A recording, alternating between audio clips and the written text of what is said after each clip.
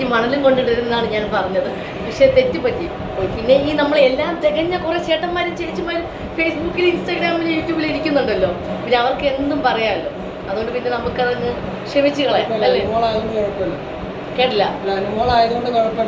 ഞാനായതുകൊണ്ടാണ് എല്ലാവർക്കും പ്രശ്നം. ഇപ്പം ഞാനെന്നല്ലെങ്കിൽ എന്ത് തെറ്റ് പറ്റി പറഞ്ഞാലും അല്ലെങ്കിൽ എന്തെങ്കിലും അബദ്ധം പറഞ്ഞാലും ആരുടെങ്കിലും സൈഡിൽ നിന്ന് ഒരു ചെറിയ നെഗറ്റീവ് വന്നാലും കുറ്റം പറയാൻ വേണ്ടി ഇരിക്കുന്ന ഒരുപാട് ആൾക്കാരുണ്ട്. പക്ഷെ അവരാരും അവരുടെ തെറ്റുകളോ അല്ലെങ്കിൽ അവരുടെ ഭാഗത്തുള്ള മിസ്റ്റേക്ക് ഒന്നും അവർ നോക്കുന്നില്ല.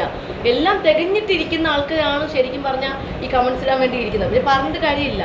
പിന്നെ എല്ലാവർക്കും അഭിപ്രായങ്ങൾ പറയാം. പക്ഷെ പറയുമ്പോൾ ഒരു കൈയില്ലാത്തവനാണ് ഒരു വെല്ലില്ലാത്തവനെ കുറ്റം പറയണമെന്ന് ഓർക്കണം.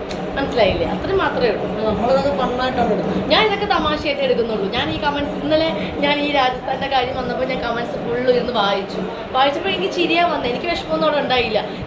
ഇതിനേക്കാളും വലിയ സംഭവങ്ങൾ നമ്മുടെ സമൂഹത്തിൽ ഉണ്ടാകുന്നുണ്ട്. എന്തെല്ലാം പ്രശ്നങ്ങളാണ് ഉണ്ടാകുന്നത്.